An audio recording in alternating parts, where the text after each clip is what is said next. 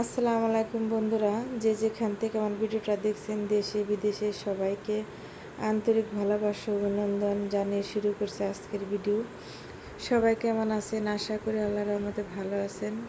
আলহামদুলিল্লাহ আমিও ভালো আছি। বন্ধুরা, আজকে কিছু হাদিস নিয়ে আমল নিয়ে আপনাদের সামনে আসলাম। আশা করি সম্পূর্ণ ভিডিও দেখবেন, দেখলে শুনলে অবশ্যই আপনাদের ভালো লাগবে। বন্ধুরা, আজকে সূরা ফাতিহার গোপন একটি আয়াতের কথা বলবো।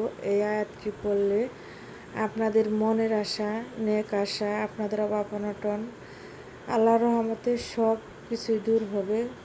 বন্ধুরা, কারো বিয়ে হচ্ছে না, কারো মেয়ের বিয়ে ভেঙে যায়, কারো ছেলের বিয়ে ভেঙে যায়। আল্লাহর রহমতে এই গোপন আয়াতটি পড়লে আপনাদের বিয়ে অবশ্যই হবে, কারো বিয়ে ভেঙে যাবে না, কারো দোকানপাটে উন্নতি হয় না, কারো ব্যবসা বাণিজ্যে উন্নতি হয় না, কারো দেখা যায় বন্ধুরা স্বামী ইনকাম করে ইনকাম আমাদের রহমত নাই, ঘরে বা বন্টন থাকি। ইনশাআল্লাহ এই সূরা ফাতিহার গোপন আয়াত পড়বেন। এটি হলো সূরা শেফা।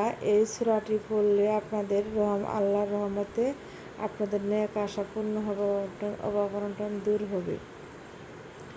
বন্ধুরা, সূরা ফাতিহার গোপন আয়াতটি হলো আপনারা প্রথমে 2 রাকাত নফল নামাজ পড়বেন, তারপরে 3 বার দুরূদ শরীফ পড়বেন, 3 বার ইস্তিগফার পড়বেন, তারপরে 41 বার আপনারা ইয়াকা নাবুদু ওয়া ইয়াকা নাস্তাইন এটা 41 বার পড়বেন। পড়ার পরে আবার 3 বার দুরূদ শরীফ পড়বেন। পড়ার পরে আল্লাহর কাছে চাবেন, যার যেটা আশা, মানে যার যেটা মনের আশা সেটা বলবেন, আল্লাহর কাছে চাইবেন। ইনশাআল্লাহ আল্লাহর রহমতে আপনাদের আশা পূর্ণ হবে। কারো দেখা যায় এক একজনের এক এক আশা, সবার আশাই তো এক না। যার যেটা অভাব, যার যেটা কষ্ট, যার যেটা মানে আল্লাহর কাছে যেটা চাইলে ভালো হবে সেটাই চাবেন।